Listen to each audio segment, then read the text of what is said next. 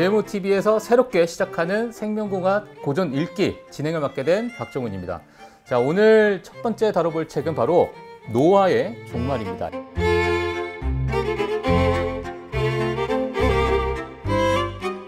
2019년 출판이 되고 나서 큰 화제를 낳았던 책인데요.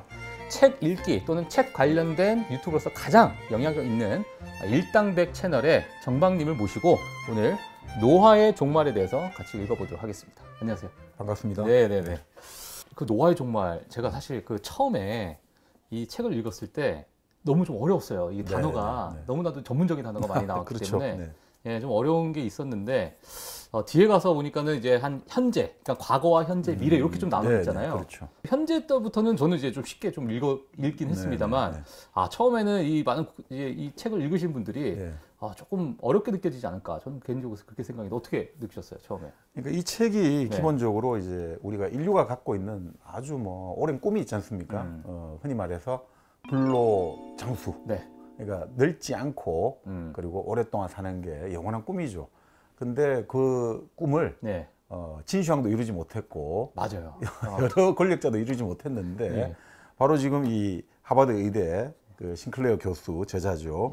이 저자가 나는 그 꿈을 이루어줄 수 있다. 이루어줄 수 있다. 네, 그렇게 나오니까 이 책 제목도 우리 노화의 종말이지 않습니까? 이제 노화를 끝장낼 수 있다 이거거든요. 그러니까 뭐 아주 산박한 내용이죠. 그렇죠. 자, 그러다 보니까 이제 1부가 총 3부로 구성되어 있는데 1부에서 결국 노화가 어떻게 일어나는지 그리고 여러 가지 그런 생물학적 메커니즘을 설명하다 보니까 세포가 어떻게 만들어지고 조직이 만들어지고 이러다 보니까 사실 저희도 뭐 생물학 문외한입니다만 그러다 보니까 좀 어려운 지점이 있습니다만 근데 2부, 3부 현재와 미래를 보다 보면 이게 좀 장밋빛 미래가 펼쳐지니까 우리 희망사항하고 겹쳐져 가지고 상당히 좀 쉽게 또 다가올 것 같습니다. 그 뒤에 사실 저희가 뒤에도 말씀드리겠지만은 지금 이 싱클레어 교수 자체가 하고 계시는 여러 가지 그 노화를 방지하는 여러 가지 뭐 비법 또는 뭐 여러 가지 먹고 계신 뭐 약들 뭐 이런 것들이 사실 이 책을 읽으신 분들이 가장 또 관심이 있지 않을까.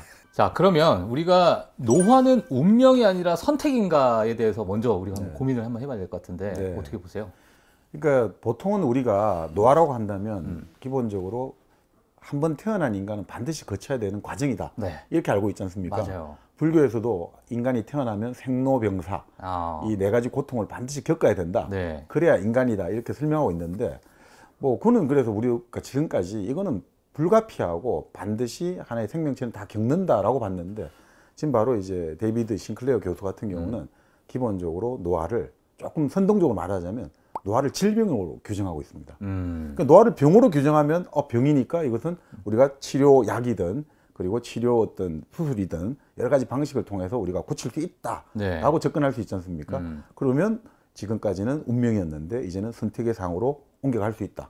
이제 옵션이 생겨나는 거죠. 자, 그런 의미에서 지금 이 저자가 노화는 이제 운명의 영역에서 선택의 영역으로 올라가고 있다. 이렇게 보고 있는 것 같습니다. 지금 이 노화 자체가 질병으로 보게 되면 일부 우리가 유전자적으로 어떤 정보의 손실이라는 표현을 쓰더라고요. 일부의 정보가 이제 손실이 되고 그 정보를 이제 메꿔가는 그 과정 속에서 우리가 노화를 치료할 수 있다. 뭐 이게 이제 지금 과거 1장에서 좀 나오는 그런 부분인 것 같은데 이게 일단 지금 이 책에서는 우리가 필연적으로 받아들일 필요가 없다. 이렇게 이제 노화를 이렇게 이야기하다 보니까 이게 앞으로 이제 극복 가능할 것인가 그 부분인데 어떻게 보십니까?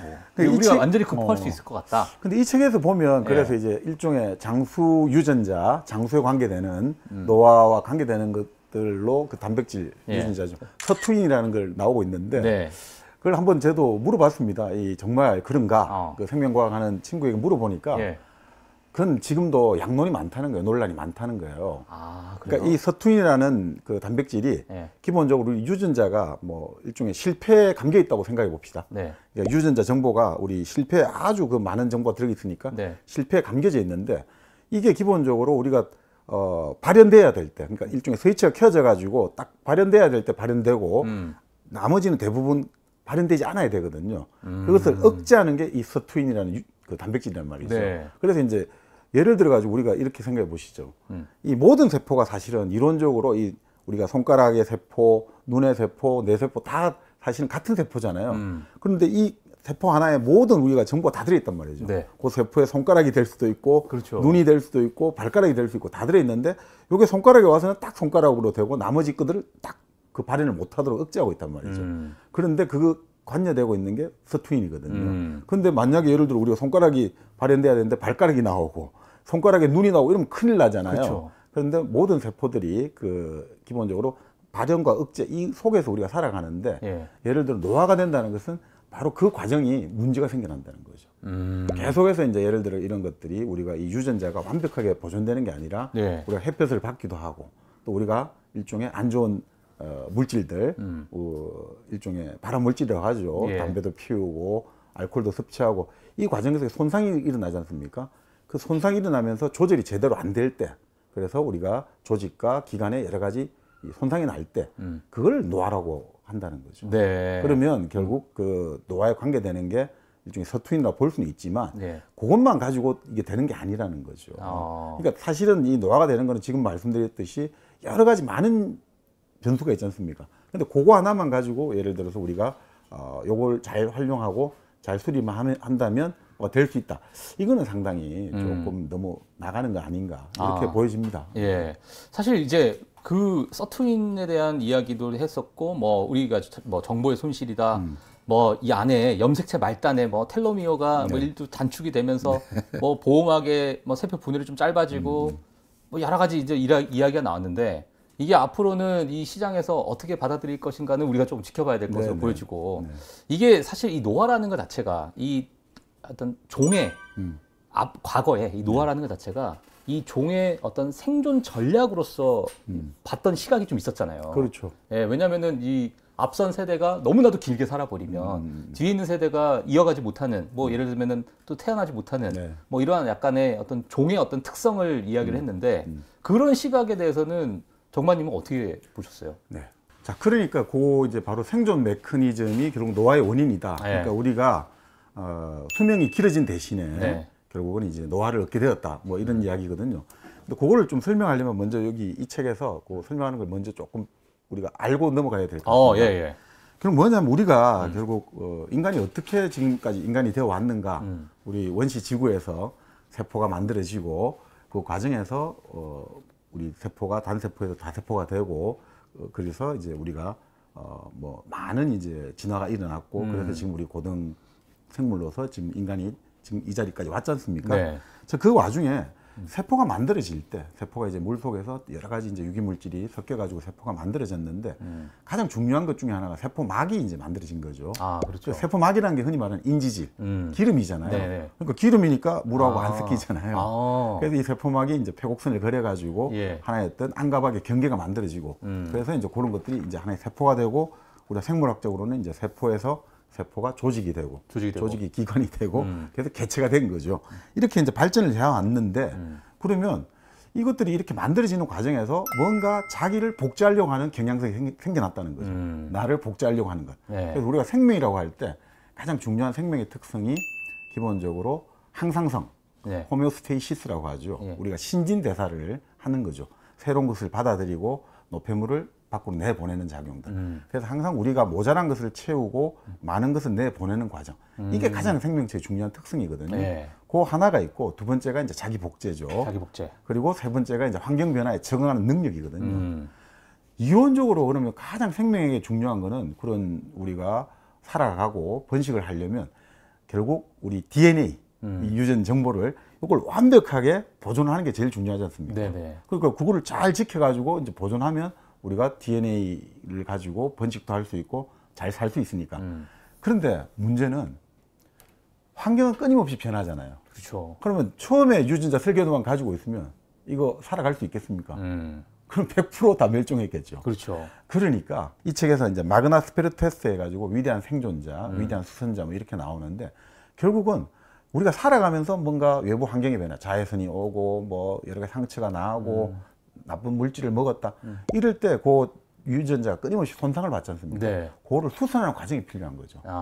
수선을 해야지 예. 우리 연결시켜주고 예. 다시 수리를 하고 그렇게 해야지만 살아갈 수 있는 거단 말이죠. 네네. 그런데 그게 우리가 기계가 프레스 기계가 있잖아요. 똑같은 걸 계속해서 몇 번 찍지만 아무리 프레스가 기계를 뭐 찍다 보면 결국 그 녹이 쌓이기도 하고 그렇죠. 찌꺼기가 나오기도 하고 그러니까 끊임없이 그걸 드러내 줘야 되는 거죠. 예. 그렇지만 그 드러내 주는 과정에서 아무리 해도 많이 하다 보면 결국은 손상이 올 수밖에 없죠. 그 조절에 실패하는 것들. 예. 그게 너무 많은 이제 손상이 와서 변화가 심해지면 질병이 되는 거고 그 조절에 실패한 것들이 결국은 우리가 흔히 말하는 노화가 됐다는 거죠. 노화가 됐다. 결국 우리가 수명을 얻은 대신 긴 수명을 얻은 대신에 결국 우리가 필연적으로 그 지불하는 대가가 결국 노화라는 거죠. 그래서 우리 그 은교라는 영화에 나오잖아요. 그 박해일 배우가 이런 이야기 하지 않습니까? 나의 늙음이 내가 뭐 잘못한 것에 대한 형벌이 아니듯이 너희들의 젊음도 뭐 잘한 선행에 대한 보상이 아니다. 결국은 나의 늙음은 잘못에 대한 형벌이 아니라 그냥 오래 산 것에 대한 그냥 코스트, 비용을 지불한 거다 이거죠. 바로 그런 개념인 거죠, 사실은. 사실 이제 그 노화 자체가 이제 우리가 종의 생존 전략으로 방금 뭐 말씀하셔서 예, 마그나 스페르테테스 예, 그 이야기가 좀 나왔고 사실 이제 그 수선하는 과정에서 저도 이제 뭐 책을 읽어보니까 여러 어떤 자연 환경적인 여러 역경이 있거나 뭔가의 어떤 유전적 변형이 있을 때 그 마그나 스페르테테스가 이 수선하는 과정 속에서 그죠? 그때 당시에는 이 생명체, 이 세포 자체가 좀 가만히 있다가 수선하고 조금 괜찮아지면은 다시 또 떼어지면서 또 이제 활발하게 활동을 하는 뭐 그러한 이야기를 결국에는 뒤에서 이제 노화와 같이 또 연결을 하는 그러한 어떤 이제 그 이야기를 좀 풀어 나갔던 것 같은데 지금 이 노화 자체에 대해서 질병이다 처음에 우리가 봤을 때는 그 주장에 대해서는 정반님은 어떻게 뭐 동의하십니까? 어떻게 보십니까? 근데 결국 이제 저는 뭐 제가 전문가는 아니니까 뭐라 말씀드릴 수는 없는데 그 노화 자체가 지금 여기 책에서 말씀하듯이 기본적으로 하나의 과정 속에서 끊임없이 우리가 그 유전자를 잘 지키고 그래서 이제 자기 목적을 성공적으로 완수를 해야 그게 바로 생명체의 태어남의 사명이죠. 목적이고 생명체의 관점에서 보자면 결국은 내가 태어난 이상 나와 같은 것을 복제를 해가지고 내 DNA를 어떻게든 잘 개성해 주는 것들이 유전시켜 주는 것이 생명체의 이제 사명이자 목적이란 말이죠. 자, 그런데 아까 말씀드렸듯이 그 DNA를 잘 보존하기 위해서는 여러 가지 이 수선의 그 여러 가지 이런 것도 필요합니다만 중요한 거는 환경이 끊임없이 변하지 않습니까? 그러니 한번 크게 섞어야 된단 말이죠. 그래서 우리가 결혼을 해야 되는 거죠. 결혼해야 된다. 그렇게 하면 이 유전자 풀이 확 또 한번 크게 변화가 일어나고 그 변화에 적응할 가능성이 높아지지 않습니까? 그래서 이 양성생식이라는 게 아주 중요한 거죠. 우리가 환경 변화에 내 유전자 풀이 좀 더 이제 잘 적응할 수 있도록 하기 위해서 그래서 우리가 예전에 그런 이야기 많이 하지 않습니까? 왜 이제 가족 친족 간에 그 결혼을 금지했느냐? 그 유전자 풀이 아무리 좁아지고 그러면 오히려 여러 질병이라든지 환경 변화에 오히려 대응을 잘 못한단 말이죠. 그래서 예전에 여러 가지 문학이라든지 고전을 보면 항상 멀리서 온 나그네를 환대하라. 멀리서 온 나그네를 환대해가지고 이 사람하고 어떤 유전자 풀이 섞어질 때 우리 집단의 생존 확률이 좀 더 높아지니까 그런 것들하고 관련되지 않느냐.